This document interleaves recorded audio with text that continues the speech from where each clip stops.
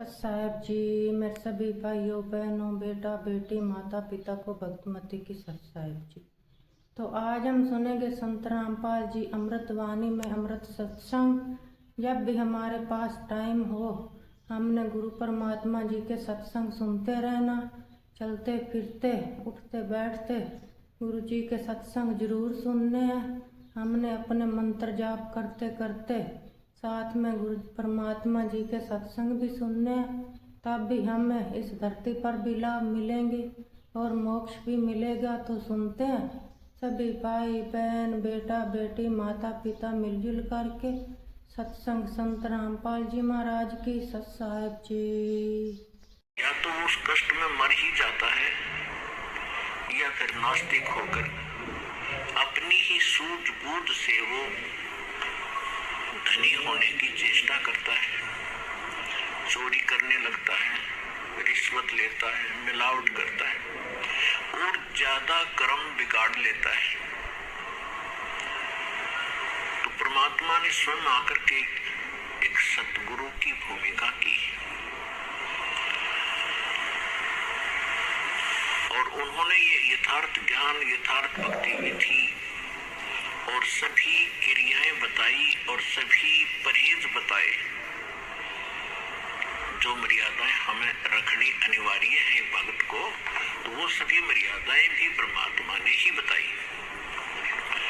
तो सतगुरु परमात्मा ही होता है या फिर परमात्मा का कृपा पात्र कोई संत विश्व में एकाध ही होता है। वर्तमान में एक ही होता है विश्व में, दो सतगुरु नहीं होते। तो कहने का भाव यह है कि जब परमात्मा सतगुरु की भूमिका करने आए थे सन 1398 से सन 1518 तक काशी शहर के अंदर एक जुलाहे के रूप में, एक सिंपल मैन के रूप में अपना दैनिक कार्य करके दिखाया। एक कृत्रिम परिवार था, कृत्रिम बनावटी। वो कैसा था कि परमात्मा सतलोक के अंदर रहते हैं।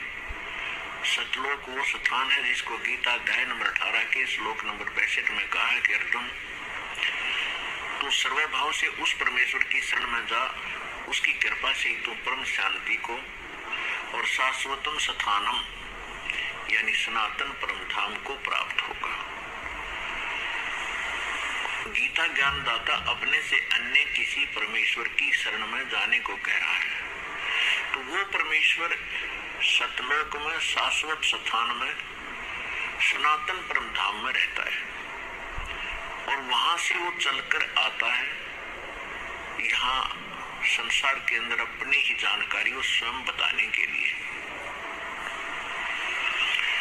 तो इस लीला अनुसार परमात्मा सन 1398 में बनारस यानी काशी शहर के बाहर एक तालाब था, उसका नाम है लहर तारा तालाब। उसके अंदर कमल के फूल के ऊपर आकर विराजमान हुए, एक नवजात शिशु का रूप धारण किया। वहां से एक नीरू नीमा नाम के जुलाहा दंपति थे, उनका कोई संतान नहीं थी। वो प्रतिदिन स्नान के लिए वहां जाया करते थे। जून का महीना था, पूर्णमासी का दिन, सुबह ब्रह्म मुहूर्त में वहां जब स्नान करने के लिए गए तो परमात्मा को वहां कमल के फूल पर एक बालक के रूप में उन्होंने प्राप्त किया, घर ले आए। परमात्मा ने 25 दिन तक कुछ भी आहार नहीं किया।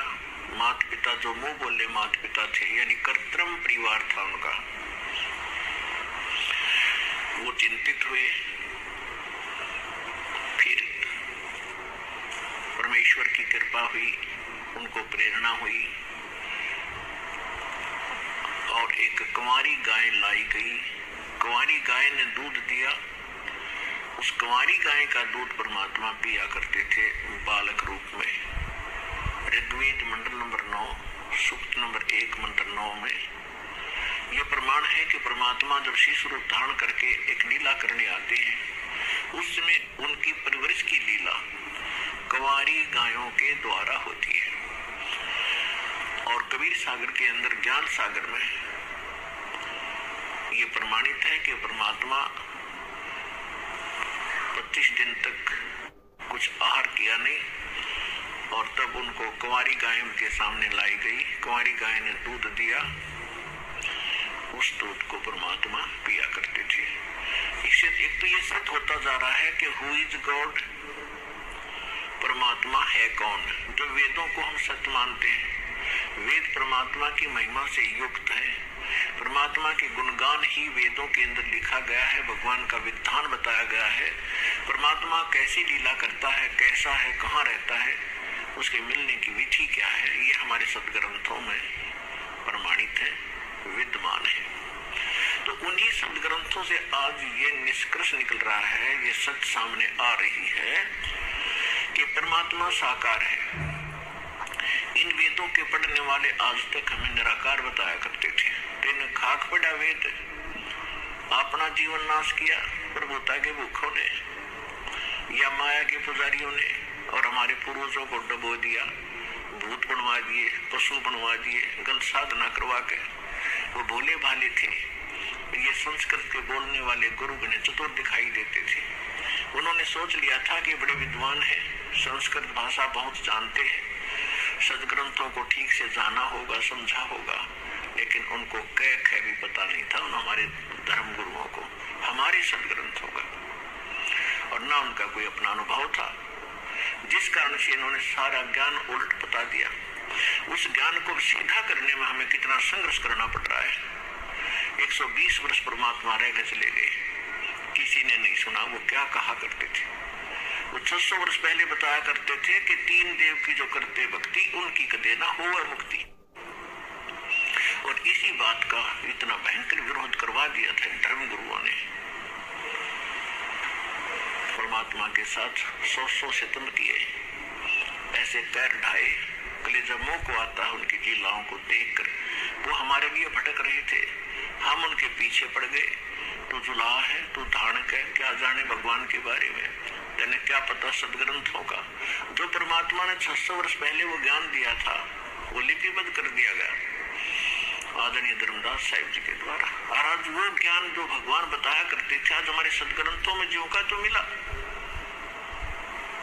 तो इससे सिद्ध है कि जो हमारे धर्म गुरु थे वो हमारे सिलेबस से, हमारे धातु ग्रंथों से अपरिचित थे, बिल्कुल महामूर्ख थे।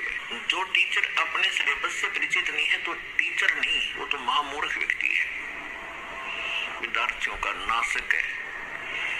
तो कहने का भाव ये है कि जब परमात्मा 5 वर्ष के हुए, 5 वर्ष की आयु में 104 वर्ष के आयु के एक विद्वान पंडित ब्राह्मण स्वामी रामानंद जी को परमात्मा ने ज्ञान के अंदर पराजित कर दिया। उनको जवाब नहीं आ रहा था। तो कहने का भाव ये है कि परमात्मा ही स्वयं आकर के ज्ञान देते हैं। रामानंद जी को मालिक ने बहुत पहले तो वेदों गीता से पूछा कि आप कहते हो परमात्मा पाप नाश नहीं कर सकता, कर्म तो जीव को भोगने ही पड़ते हैं, जैसा जिसने किया वो तो भोगना ही पड़ेगा, और भक्ति भी करते ही रहना होगा। परमात्मा ने एक ही प्रश्न किया था, स्वामी जी आप ग्रंथों को मानते हैं, क्या आप वेदों को सत्य मानते हैं? स्वामी रामानंद जी वेदों को आधार मानकर ही जनता को ज्ञान बताया करते थे, और साथ में पुराणों को, गीता को, सबको आधार बताते थे, और परमात्मा को निराकार बताते थे। और एक सामान्य थ्योरी बना रखी थी, एक साधारण शब्द ने एक सिद्धांत बता रखा था। पहले तो अपने जंतर मंत्र बताते हैं, ये कर लो, वो कर लो, ये जाप कर लो, ये हवन करवा दो, इतना दान कर दो, गंगा में स्नान कराओ, प्रयाग में पिंड भरवा दो, पिंड भरवा दो। जब सारा कुछ करवा कर थक जाते हैं, कुछ राहत नहीं मिलती, फिर लास्ट में कहते हैं ये तुम्हारे प्रारब्ध के अंदर लिखा हुआ संस्कार है, ये तो भोगने से ही कटेगा। भक्ति करते रहो। अब यहाँ आकर के परमात्मा का जो ज्ञान है ये सीधा करता है प्रत्येक पहलू को। परमात्मा ने कहा कि यदि भक्ति करने वाले भक्त को और संकटों ने घेर रखा है, आपकी क्रियाओं से राहत मिली नहीं, तो वो संकट तो उसके ऊपर ज्यों का त्यों है, वो पीड़ित है, दुखी है। तो भक्ति करेगा कैसे, उसका विश्वास कैसे बनेगा परमात्मा के ऊपर कि कोई परमात्मा शक्ति है। और जैसे किसी के पैर में कांटा लगा है और वो किसी के पास जाता है कि बड़ा जानकार व्यक्ति है, उसने ये तो बता दिया कि तेरे पैर में कांटा लगा है जिस कारण से तुझे पीड़ा है, और वो ये कहे कि कांटा तो निकलेगा नहीं, मैंने सारा प्रयत्न कर लिया। ऐसे कर जूता पहन ले और आगे कांटे नहीं लगेंगे। तो कांटा लगे पैर में, जूता पहना नहीं जा सकता, कांटा निकले और फिर उसको सलाह दी जाए कि जूता मत निकाल देना, ये पहने रखना, तो वो पूरे सफर में जूता नहीं निकाल लेगा, क्योंकि वो कष्ट का अनुभव कर चुका है जूते के अभाव से कितनी हानि होती है। तो फिर वो व्यक्ति आजीवन जूता पहनेगा उस सफर में।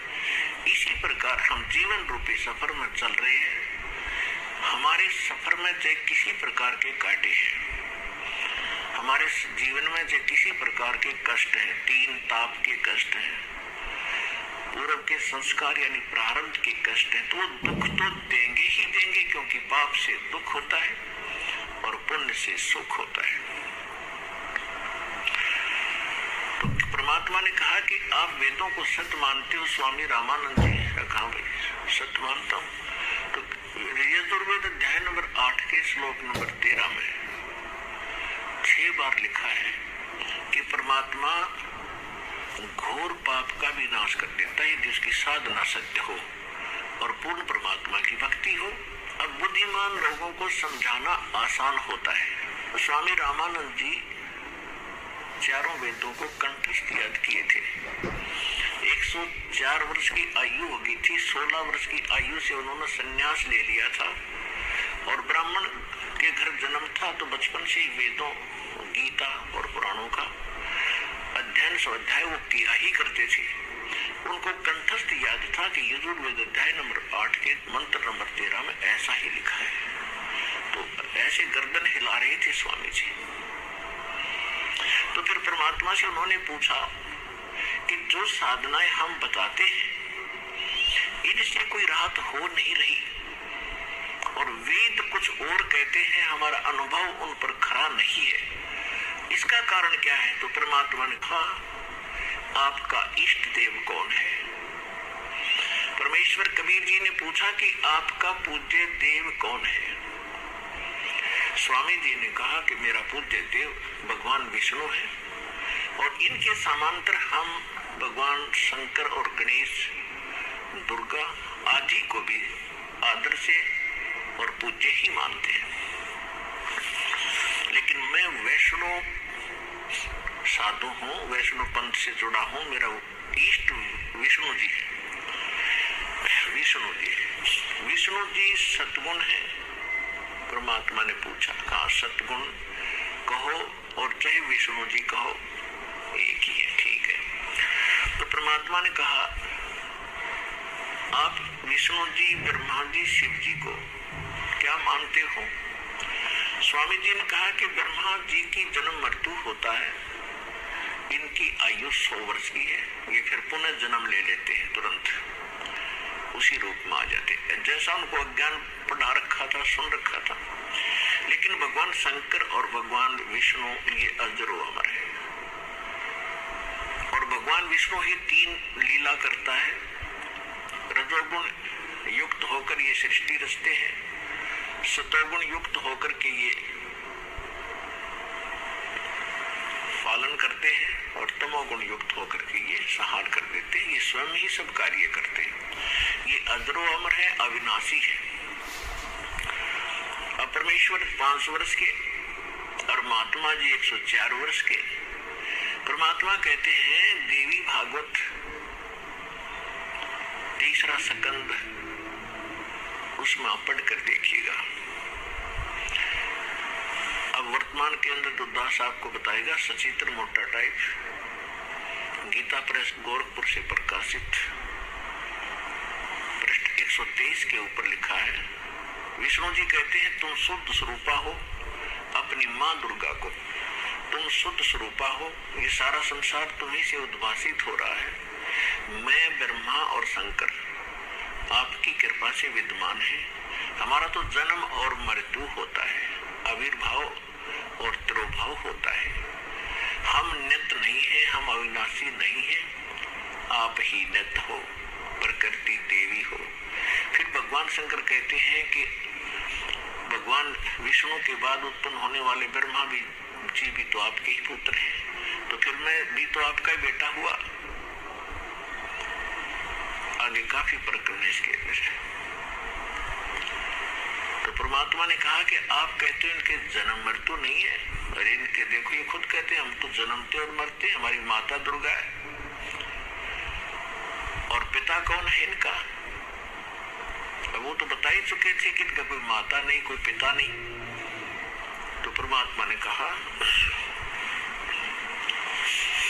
मोती मुक्ता दर्शत नाही, ये जग है सब अंदरे, दिखत के तो नैन जिसम इनका फेरा मोतिया बिंदरे।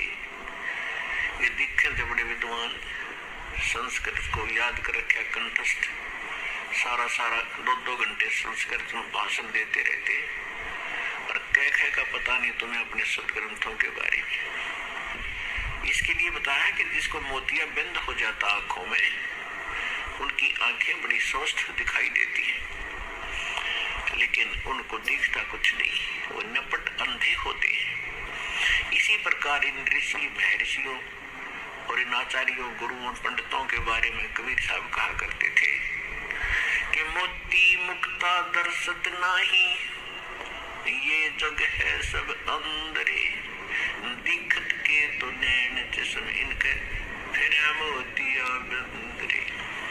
संस्कृत भाषा को बोलते हैं तब तो ऐसा लगता है जैसे बड़े विद्वान होंगे, और जब इनके अंदर की तलाशी ली जाती है, इसे प्रश्न किया जाता है, ये चौड़े में फेल हो जाते हैं। ये निपट अंधे, आंखों वाले अंधे।